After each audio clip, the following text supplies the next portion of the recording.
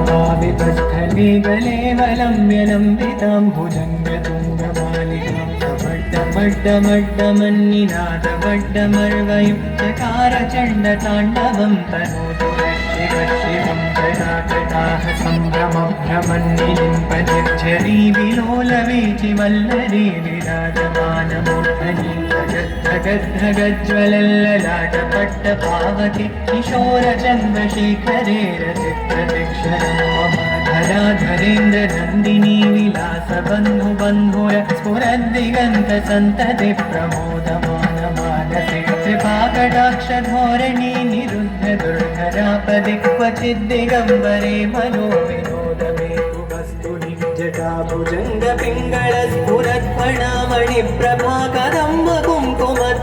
प्रलिप्तदिग्वधूमुखे मदान्नसिन्धुरस्फुरत्वदुत्तरीयमेदुरे मनोविनोदमद्भुतं विभक्तु भूतभर्तरी सहस्रलोचन प्रभृत्य शीर्षलेखशेखर प्रसूनधूलिधोरणि विभूषणाङ्घ्रिपीठमु भुजङ्गराजमालया निबद्धजाटजूटक श्रियैचिराय जायतं चकोरबन्धुशेखर ललाटचत्वरज्वलन्ननञ्जयस्फुलिङ्गभनिपीतपञ्चसायकं नमन्निलिम्बनायकं सुधामयूखलेखया विराजमानशेखरं महाकपालि सम्पदे शिरोजटालमस्तु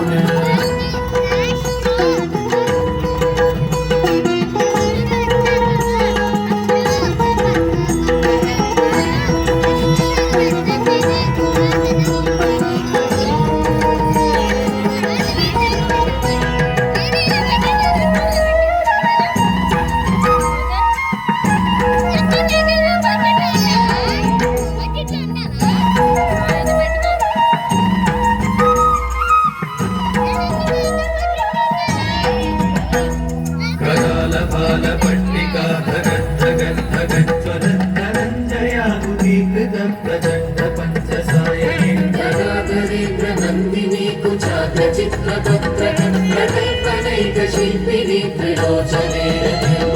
नवीनमेघमण्डले निरुद्धदुर्धरस्फुरत्कुमोनिशीतिनी तव प्रबन्धवर्धकन्दरं विलिम्बनिर्जरीकरस्तनोतु कृत्तिसिन्धुर करानिदानबन्धुर श्रियं जगद्दुरन्धर प्रफुल्लनीलपङ्कज प्रपञ्चकालिमप्रभा फलम्बिकण्ठकन्दली रुचिप्रबद्धकन्दर स्वरच्छिदं पुरच्छिदं भवच्छिदं मगच्छिदं भजच्छिदान्यगच्छिदं तमन्तगच्छिदं भजे अकर्व सर्वमङ्गला कला कदम्बमञ्जरी रसप्रवाहमाधुरी विजृम्भणामनुव्रतं स्मरान्तकं पुरान्तकं भवान्तकं मकान्तकं गजान्तकान्तकान्तकं तमन्तकान्तकं भजे जयत्वदभ्रविभ्रमभ्रमद्भुतङ्गमश्वस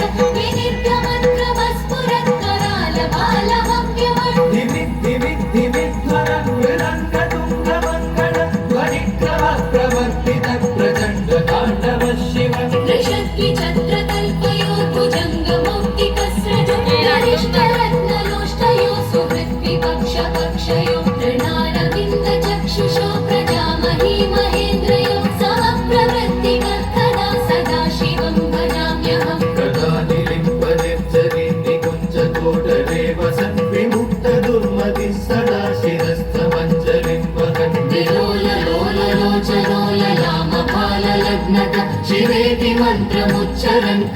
सुखी भवाम्यहम् इमं हि नित्यमेव मुक्तमुत्तमोत्तमं स्तवं पठन् स्मरन् ब्रुवन्नरो विशुद्धिमेति सन्ततम् हरे गुरौ सुभक्तिमाशु याति नान्यथा गतिं विमोहनं हि देहिनां सुशङ्करस्य चिन्तनं विमोहनं हि देहिनां सुशङ्करस्य चिन्तनम्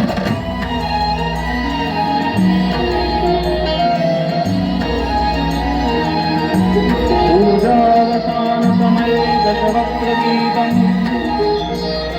यः शम्भुपूजनपरं पठति प्रवर्तते तस्य स्थिरान्द्रगजेन्द्रतुरङ्गयुक्तां लक्ष्मीं सदैव